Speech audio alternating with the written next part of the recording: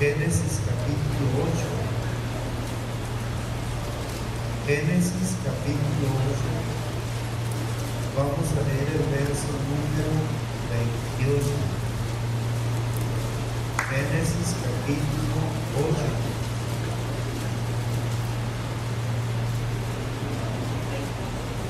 Verso número 28. Perdón.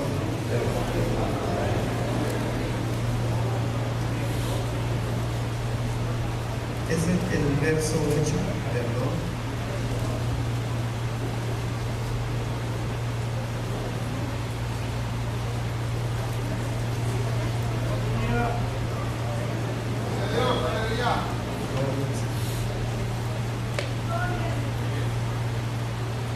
Bien, vamos a leer el verso 8 y de ahí nos vamos a ir al verso 20. Amén. Dice así: envió también decir una paloma para ver si las aguas se habían retirado de sobre la faz de la tierra. Y el verso 20 dice: y edificó Noé un altar a Jehová, y tomó de todo animal limpio y de toda ave limpia, y ofreció holocausto en el altar. Amén. Oramos al Señor. Amén. Gloria al Señor. Siéntese, hermano, con fe, resultar. Principalmente quiero tomar el verso 20, ahí donde dice: y edificó Noé un altar a Jehová, y tomó de todo animal limpio y de toda ave limpia, y ofreció holocausto en el altar. Quiero tomar este verso para hacer una reflexión de la palabra del Señor, y que cada uno de nosotros revisemos cómo está nuestro altar,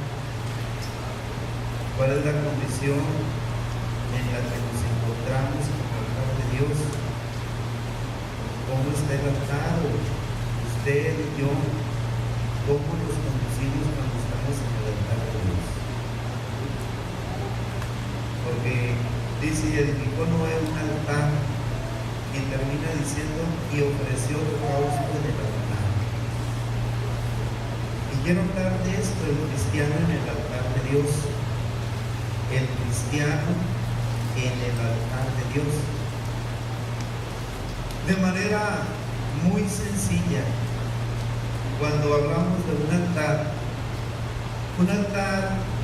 de manera muy sencilla, muy simple, no es otra cosa que, o se define como un montículo, piedra o construcción elevada, donde se celebran ritos religiosos como sacrificios y ofrendas. Así de sencillo. Pero ya cuando nos adentramos en el significado que los judíos tenían, o que el concepto que tenían los judíos acerca del altar, entonces en el hebreo el altar, o la palabra altar, significa un lugar de matanza, un lugar de matanza. En el griego la palabra altar significa lugar de sacrificio, porque el altar, según lo que nos presenta el Antiguo Testamento, y sobre todo el diseño del tabernáculo, el altar de bronce venía a ser el lugar donde el fuego de Dios consumía las cosas naturales y terrenales que estorbaban la relación con Él, que estorbaban la relación con Dios. Por eso el altar tenía mucho significado. El altar reflejaba siempre a través de los tiempos la condición de nuestra relación con Dios, o de la relación del hombre con Dios. ¿Cómo estaba esa relación? Regularmente en el Antiguo Testamento, cuando el altar estaba en buena condición, también la relación del pueblo, del hombre y Dios estaba en buena condición. Pero cuando el altar estaba arruinado, cuando el altar estaba en mala condición, así también la relación entre el hombre, entre el pueblo y Dios no era buena, no era efectiva, era una mala relación. Pero el altar venía a ser el lugar donde cada hijo de Dios, donde el pueblo de Dios se convertía en un sacrificio vivo. Todo aquel que llegaba al altar entendía que ahí había de suceder algo muy especial, que ahí él iba a experimentar o iba a tener una experiencia de otro nivel, que su relación con Dios iba a ser tan especial, tan impactante, que saliendo de ahí habría de ser otro. Por eso altar no es otra cosa que un lugar de encuentro, un lugar donde, o más bien es el sitio donde Dios y el hombre se encuentran. Cada vez que nosotros nos acercamos al altar de Dios, debemos acercarnos seguro que ahí algo va a suceder entre Dios y nosotros. Algo especial se va a dar. No podemos llegar hasta el altar con esa indiferencia y con esa duda de no saber qué va a pasar ahí, porque siempre en el altar es el lugar donde Dios se manifestaba y algo especial sucedía entre él y el hombre. Por eso, hermano, nosotros como cristianos, como hijos del Señor, como hijos de Dios, debemos esforzarnos, debemos buscar el estar siempre en el altar de Dios, en acercarnos al altar de Dios, venir al altar de Dios. Pero al hacerlo es fundamental, es necesario que tomemos en cuenta algunos aspectos que nos presenta la Biblia y que voy a señalar, porque uno de ellos, y que es muy importante al venir al altar de Dios, es estar totalmente definidos, tener esa claridad si ese altar está en buena condición, si el altar está restaurado. Porque es lo que tenemos que revisar. Muchas veces podemos pensar o confiarnos y creer que nuestra relación con Dios y que el altar de Dios que puede estar en nuestra vida o al que nos acercamos no tiene ninguna dificultad. Pero a veces puede ser lo contrario.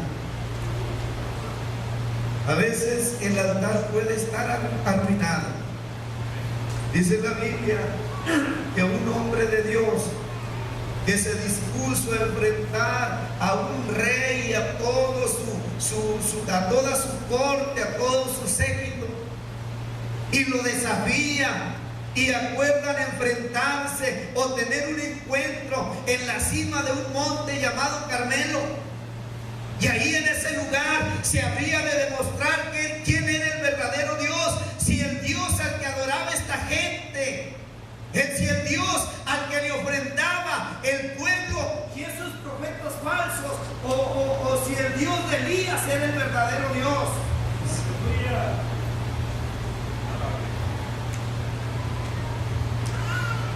Y entonces dice la Biblia que Elías les da oportunidad que ellos empiecen a adorar a su Dios y a clamar a Él o a ellos.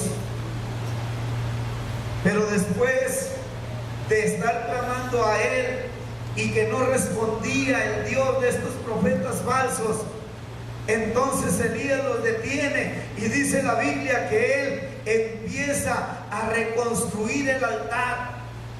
Es más, le dice al pueblo: acérquense a mí. Y todo el pueblo se acerca.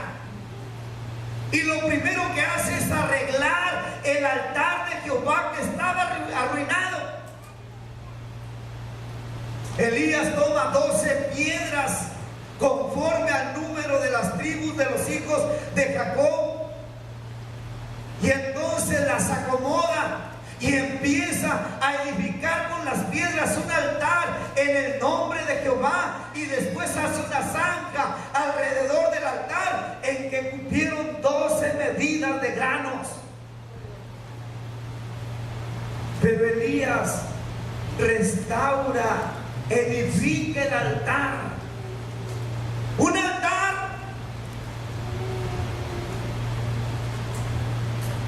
que tal vez hasta cierto tiempo se había utilizado de manera efectiva y había estado en buena condición. Pero ahora que Elías está ante estos profetas falsos, el altar está en ruinas. El altar está destruido y Elías lo empieza a edificar.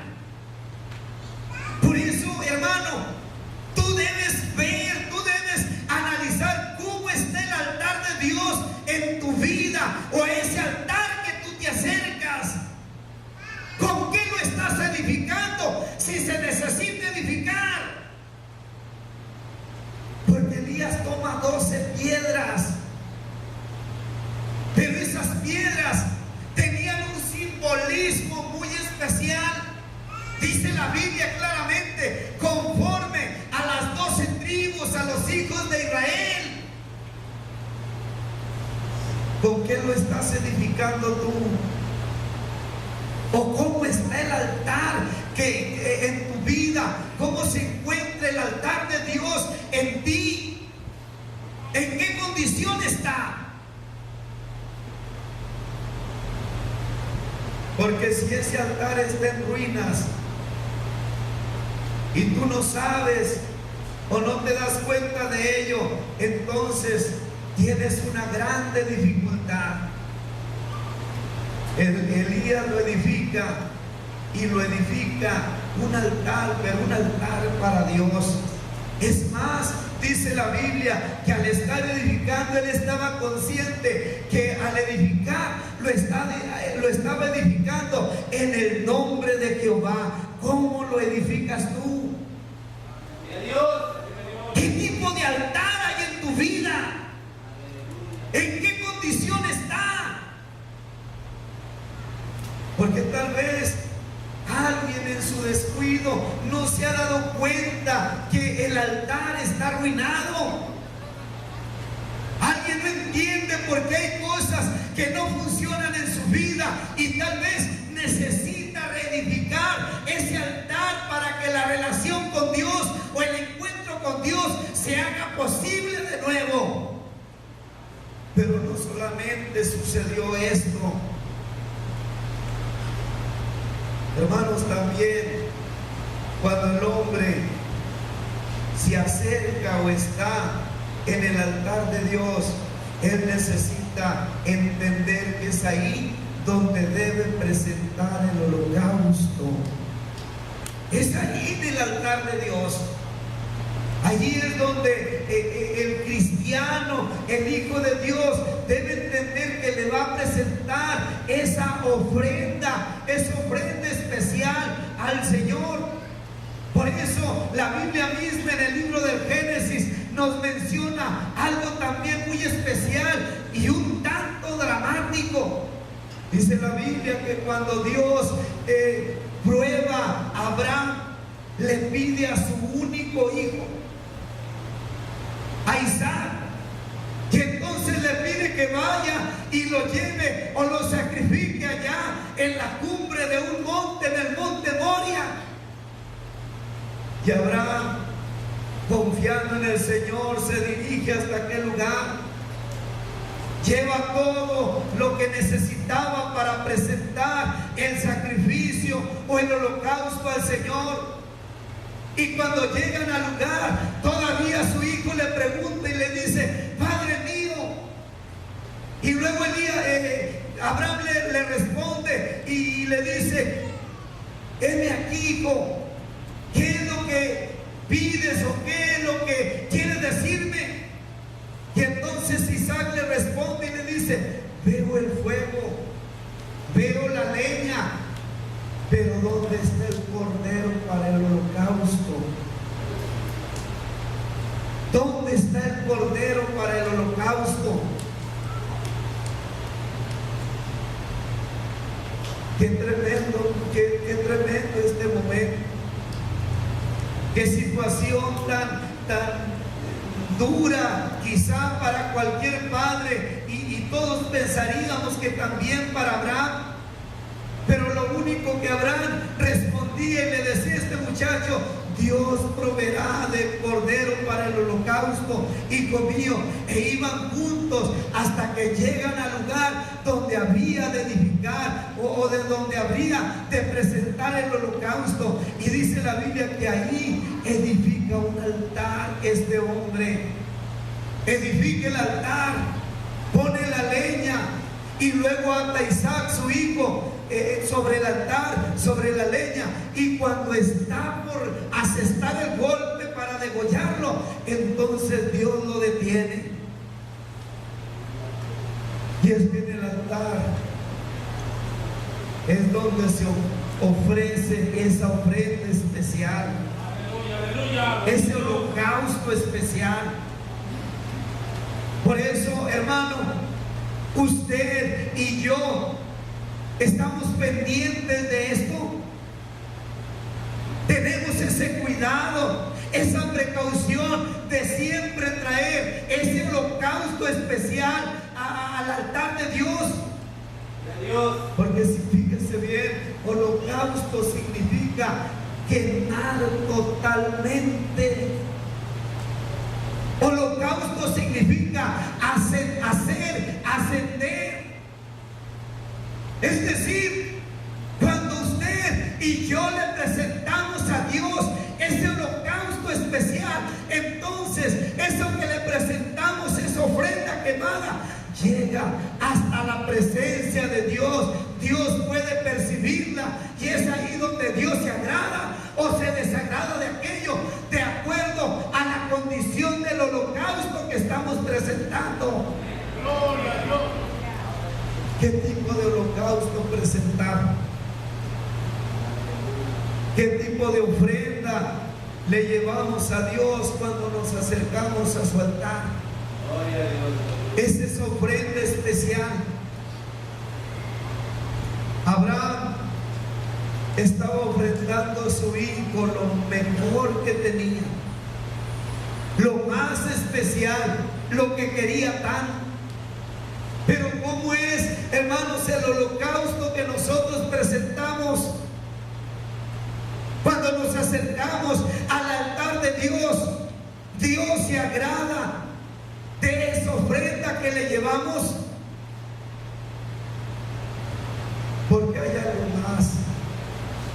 Y esto debemos entenderlo o debemos tenerlo muy claro, hermanos, porque es en el altar de Dios, en ese lugar tan especial, donde el cristiano, donde el ser humano puede ser también purificado.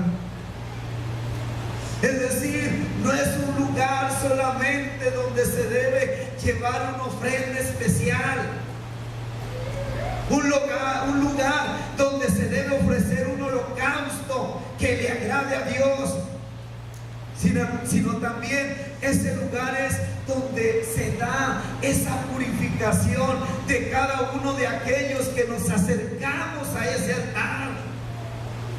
Por eso Isaías en su visión se da cuenta de esto, experimenta esto. El profeta en el capítulo 6, después de tener aquella visión y ver al Señor sentado sobre un trono alto y sublime, dice él que cae como muerto. Y él exclama y dice: ay de mí que soy muerto, porque siendo hombre indigno de labios y habitando en medio de pueblo de labios inmundos, han visto mis ojos a Jehová, el Rey de los ejércitos. Pero cuando está tirado ahí, entonces se da cuenta que un serafín vuela con unas tenazas y toma un carbón encendido del altar, y viene y toca sus labios y le dice: he aquí, esto tocó tus labios, es quitada tu culpa y limpio tu pecado. Hermanos, porque en el altar de Dios hay purificación. Ahí es donde podemos ser limpiados. El fuego de Dios es el único que limpia, es el único que quema la impureza del pecado. El fuego de Dios es el que nos va a habilitar para seguir adelante en la vida cristiana. Si no somos purificados por el fuego de Dios, entonces nos vamos a ir quedando atorados. El pecado no nos va a dejar avanzar y jamás vamos a poder ser utilizados por la mano poderosa de Dios, porque Dios usa a instrumentos limpios y solo el fuego de Dios puede limpiarlos, purificarlos de todo ese cochambre del pecado. Isaías se sintió limpio.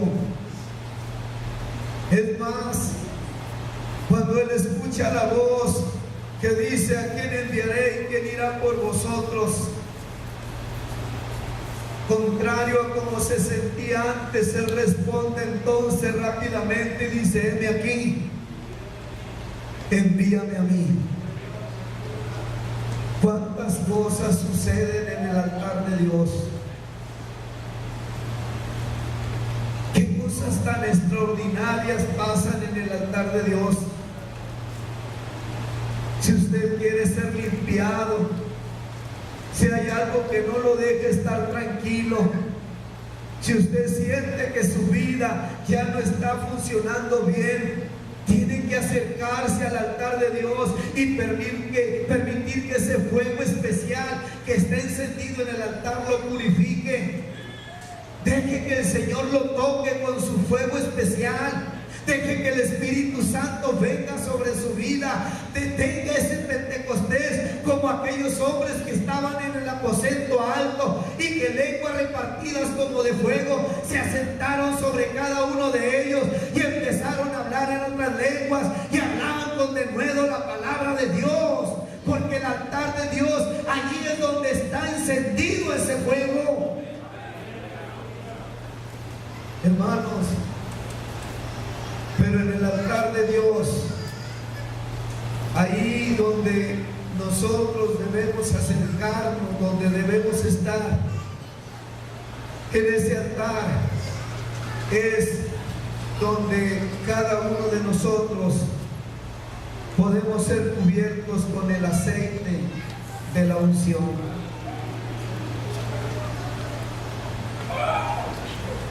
El capítulo 28 del Génesis relata una experiencia que tuvo un hombre llamado Jacob. Llega hasta cierto lugar y ahí empieza a tener un sueño.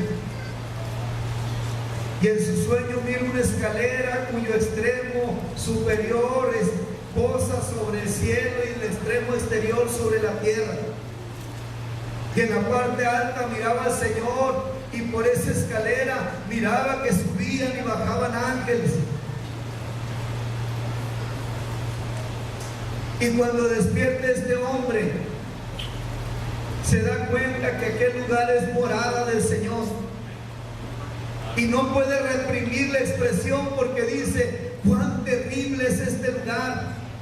No es otra cosa que casa de Dios y puerta del cielo. Y entonces se levanta de mañana y toma una piedra que había puesto de cabecera y la alza por señal y derrama aceite encima de ella y llama con el nombre de Betel aquel lugar. La Biblia dice que antes el nombre de aquel lugar era Luz, pero Jacob le pone Betel. Y miren qué especial es esto, porque dice que ahí se unge con aceite. Es decir, aquella piedra sirve como un pequeño altar y es una señal de que Dios estaba ahí, que algo especial de Dios estaba sucediendo ahí. Y sabe una cosa, hermano, cuando alguien recibe la unción cumple algunas funciones en la vida del Hijo de Dios. La unción da cobertura de parte de Dios. La unción respalda. O aquel que recibe la unción también recibe el respaldo de Dios. La unción llena de ese poder de Dios. Pero es en el altar, allí en ese lugar donde la presencia de Dios se mueve, donde se recibe la unción.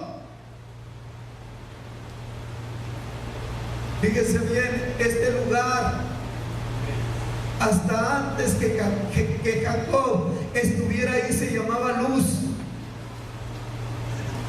Pero Jacob le pone Betel. ¿Y sabe qué significa Betel? Significa casa de Dios. Casa de Dios.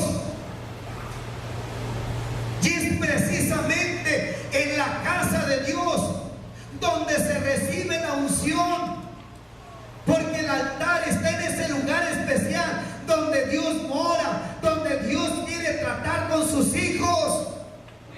Por eso cada uno de nosotros debiéramos siempre estar en la casa de Dios y venir hasta ese altar para que Dios derrame de su unción, de esa unción del Espíritu Santo sobre nuestra vida.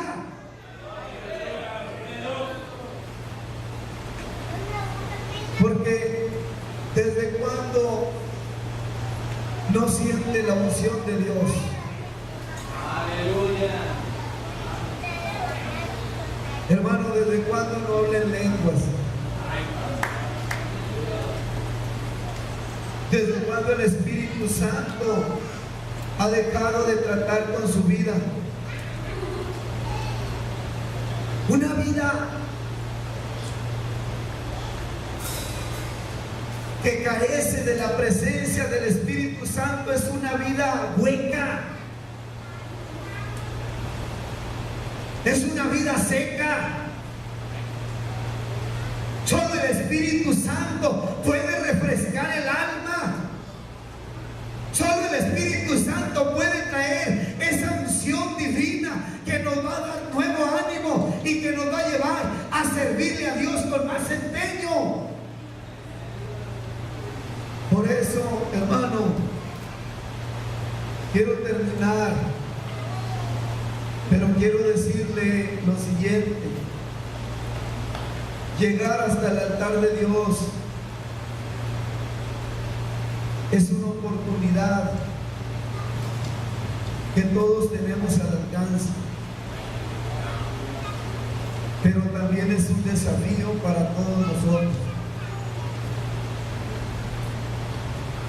Y digo esto porque San Pablo, cuando se refería a ese momento especial, señalaba cosas también muy importantes. Cuando él decía: así que, hermanos, os ruego por la misericordia de Dios que presentéis vuestros cuerpos en sacrificio vivo, santo, agradable a Dios, que es vuestro culto racional. No os conforméis a este siglo, sino transformaos por medio de la renovación de vuestro entendimiento, para que comprobéis cuál sea la buena voluntad de Dios, agradable y perfecta. Solo cuando estamos dispuestos a experimentar esto podemos entonces recibir las bendiciones de estar en el altar de Dios. Y hoy es una buena oportunidad. Creo que la presencia de Dios se mueve en este lugar. Y aquí está el altar de Dios al cual todos nosotros podemos acercarnos. Póngase de pie. Aleluya. Paz de Cristo, hermanos. ¿Cómo está su altar? ¿Cuál es el altar al que usted se acerca? Allá en su casa, ¿cómo está el altar de Dios?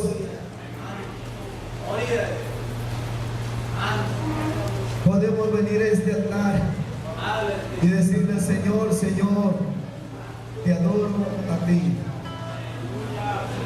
Aquí es donde podemos recibir nuevas fuerzas. Aquí es donde el Señor puede, hermanos, llenarnos de nuevo empeño. Aquí es donde el Señor renueva nuestro ánimo. Aleluya. Acérquese a este altar y vamos orando al Señor y vamos diciéndole al Señor, Señor, aquí estamos ante tu altar. Bendice nuestra vida. Que tu Espíritu Santo se mueva en este lugar.